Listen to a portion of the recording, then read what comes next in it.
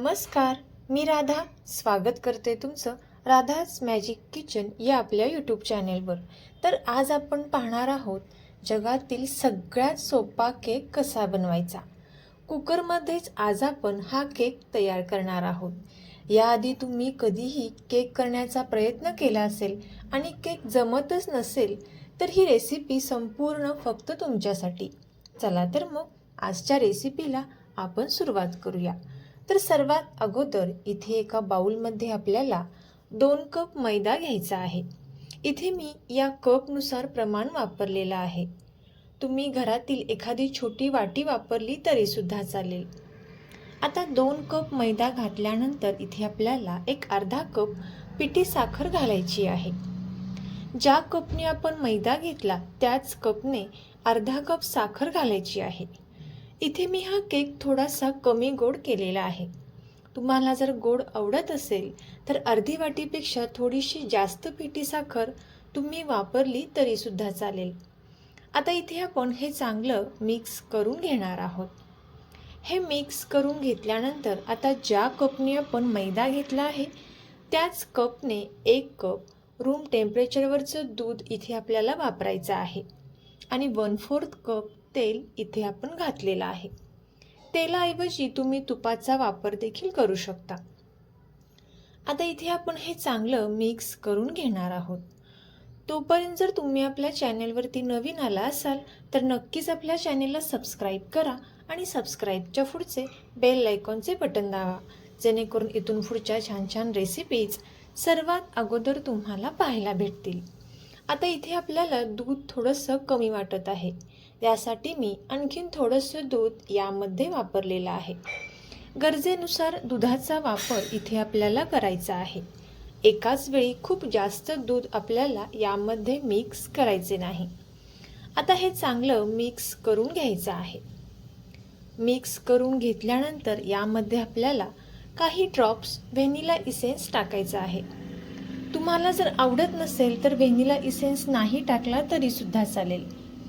आता इथे आपण हे पुन्हा एकदा मिक्स करून घेणार आहोत। हे चांगलं मिक्स केल्यानंतर यामध्ये आपल्याला 1 चमचा बेकिंग पावडर घालायची आहे आणि एक अर्धा चमचा बेकिंग सोडा यामध्ये घालायचा आहे आणि अगदी थोडंसं दूध आपण यावरती टाकणार आहोत, जेणेकरून सोडा जो आहे तो छान असा ॲक्टिव्ह होईल।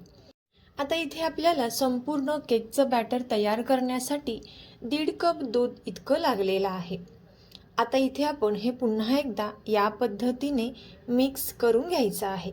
आता सोडा घातल्यानंतर इथे आपण जास्त वेळ हे बॅटर मिक्स करत राहायचं नाही, फक्त 1-2 मिनिटांसाठी इथे आपण हे चांगलं मिक्स करून घेणार आहोत। आता बॅटर तयार करण्यापूर्वी गॅसवरती आपल्याला एक पसरट असा तवा ठेवून द्यायचा आहे। तवा तो छान असा कडकडीत गरम करून घ्यायचा आहे। तवा छान कडकडीत गरम झाल्यानंतरच आपल्याला त्यावरती हा कुकर ठेवून द्यायचा आहे। आता कुकरमध्ये इथे मी खाली बटर पेपर घातलेला आहे आणि त्यावरती इथे आपण हे बॅटर घालून घ्यायचं आहे। संपूर्ण बॅटर इथे आपण या कुकरमध्ये घालून घेणार आहोत। इथे मी छोटा कुकर वापरलेला आहे।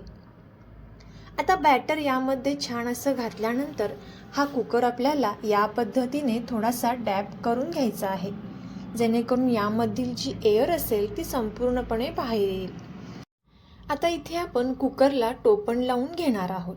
लक्षात ठेवा, कुकरला टोपण लावल्यानंतर यावरची जी शिट्टी आहे ती आपल्याला शिट्टी काढून घ्यायची आहे आणि गरम झालेल्या तव्यावरती हा कुकर आपल्याला ठेवून द्यायचा आहे।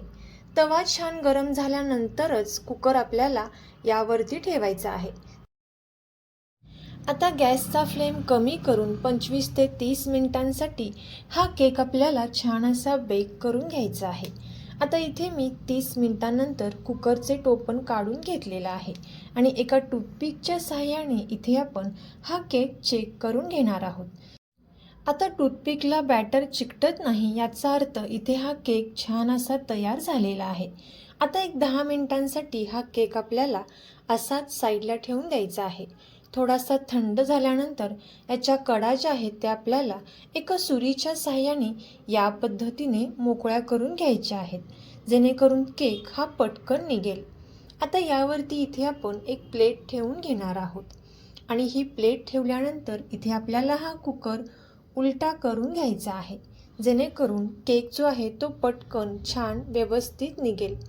तर पाहू शकता तुम्ही इथे आपला हा केक मस्त आणि छान असा तयार झालेला आहे. आता इथे आपण हा बटर पेपर इथे काढून घेणार आहोत.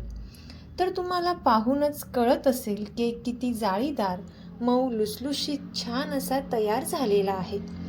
अगदी मोजक्याच साहित्यामध्ये इथे आपण हा केक तयार करून घेतलेला आहे.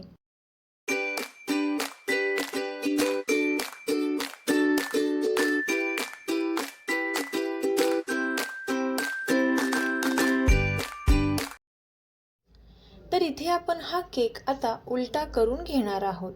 तर तुम्ही सुद्धा याच पद्धतीने हा मऊ लुसलुशीत स्पॉन्जी जाळीदार केक नक्की ट्राय करून पहा आणि कसा झाला ते कमेंट करून नक्की सांगा.